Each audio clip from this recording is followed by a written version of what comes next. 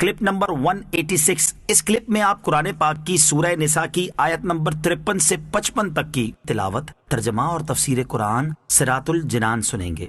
بسم اللہ الرحمن الرحیم۔ ترجمہ، اللہ کے نام سے شروع جو نہایت مہربان رحمت والا ہے۔ ام لہم نصیب من الملک فإذا لا یؤتون الناس نقیرا۔ ترجمہ، کیا ان کے لیے سلطنت کا کچھ حصہ ہے؟ ایسا ہو تو یہ لوگوں کو تل برابر بھی کوئی شے نہ دیتے۔ ام لہم نصیب من الملک، کیا ان کے لیے سلطنت کا کچھ حصہ ہے؟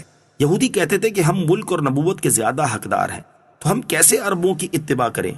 اللہ تعالیٰ نے ان کے اس دعوے کو جھٹلا دیا کہ ان کا ملک میں کیسے حصہ ہے، یعنی کوئی حصہ نہیں ہے، اور اگر بالفرض ان کا سلطنت میں کچھ حصہ ہوتا تو ان کا بخل اس درجے کا ہے کہ یہ لوگوں کو تل برابر بھی کوئی شے نہ دیتے۔ ام یحسدون الناس علی ما آتاہم اللہ من فضلہ فقد آتینا آل ابراہیم الکتاب والحکمت وآتیناہم ملکا عظیما۔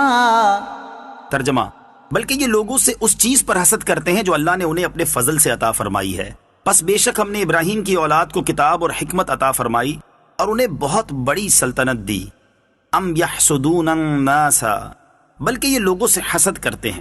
اس آیت میں یہودیوں کے اصل مرض کو بیان فرمایا کہ حقیقت حال یہ ہے کہ اللہ تعالیٰ نے اپنے حبیب صلی اللہ تعالیٰ علیہ وآلہ وسلم کو جو نبوت عطا فرمائی اور ان کے ساتھ ان کے غلاموں کو جو نصرت، غلبہ، عزت وغیرہ نعمتیں عطا فرمائی ہیں، ان پر یہ لوگ نبی اکرم صلی اللہ تعالیٰ علیہ وآلہ وسلم اور اہل ایمان سے حسد کرتے ہیں۔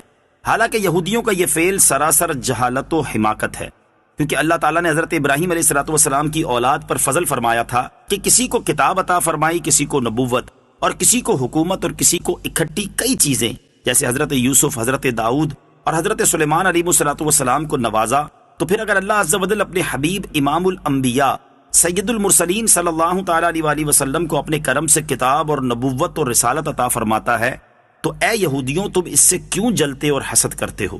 فَمِنْهُمْ مَنْ آمَنَ بِهِ وَمِنْهُمْ مَنْ صَدَّ عَنْهُ وَكَفَى بِجَهَنَّمَ سَعِيرًا۔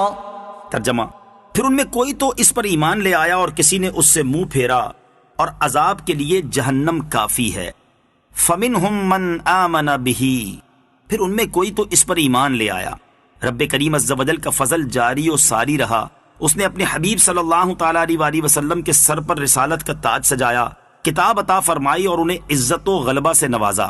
پھر کسی کو تو ایمان لانے کی توفیق مل گئی، جیسے حضرت عبداللہ بن سلام رضی اللہ تعالیٰ عنہ اور ان کے ساتھ والے ایمان لے آئے، اور کئی محروم رہے جیسے کعب بن اشرف وغیرہ۔ تو جو نبی آخر الزمان صلی اللہ تعالیٰ علیہ وسلم پر ایمان نہ لایا